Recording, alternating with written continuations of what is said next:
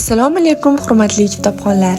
20-asr adabiyoti haqida gap borar ekan, unda o'zbek adabiyotini yangi davrini boshlab bergan iste'dodli adiblardan biri bo'lgan akademik G'afur G'ulom hayoti yo'llari hamda o'z adabiy faoliyati davomidagi ijodi alohida e'tirof etiladi.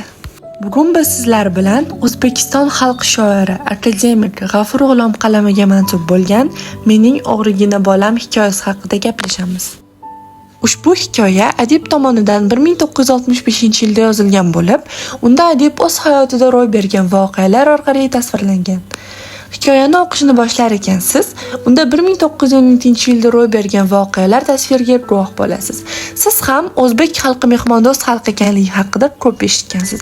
Aynan G'afur G'ulom tomonidan yozilgan Mening o'g'rigina bolam hikoyasida o'sha davrlardagi o'zbeklarning sodda va mehribonligi hikoyada Roqiya bibi obrazi orqali tasvirlangan.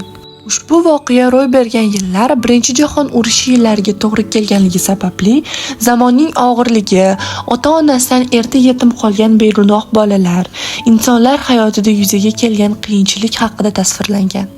Zamon og'irligi sababli ikki farzandi, bir xotini va yoshi katta kampir onasi bilan qolganligi, bir tovuqqa ham don, ham suv kerak deganlaridek tirikchilik qilish uchun tomga chiqqan o'g'ri yigitning Roqiya bibi bilan suhbat orqali boshlanadi. O'g'rining ota kasbi kavishdo'stlik bo'lishiga qaramasdan, ushbu sohada ishlash uchun unga kelib tushadigan xarajatlar topgan foydasidan 3 baravar qimmatga tushganligi sababli majburligidan o'g'irlik qilishini aytadi. Roqiya bibi yetim bolalarini boqishga qiynalayotgani haqida gapirar ekan, u uyga kelgan o'g'riga xushmuomalalik bilan murojaat qiladi hamda pastga tushishini so'raydi va choy ichishga taklif qiladi. Zamon o'g'irlik qilishga majbur qilsa-da, ammo bizda ham uyat bor buvi, pastga tushsam tanib qolasizda degan so'zlar bilan murojaat qiladi.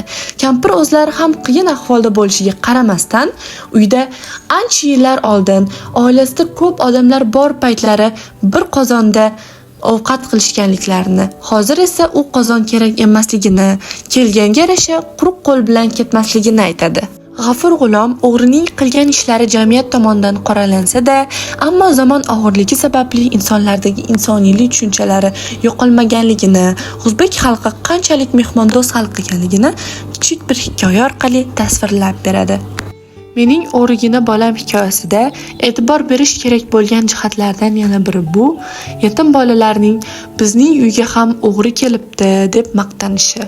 Bir qarashda kichik bir hikoya bo'lsa-da, ammo o'sha davrlar bilan qiyoslaganda ancha achinarli holat bo'lib, hozirgi davr bilan qiyoslaganda insonlarda yo'qolib borayotgan insoniylik tushunchalari, mehr-oqibat anchagina farq qilishiga guvohi bo'lishimiz mumkin. Bugungi hikoyamiz shulardan iborat edi. G'afur G'ulom hayoti va ijodini yaqindan o'rganish uchun bizni kuzatib borishda davom eting.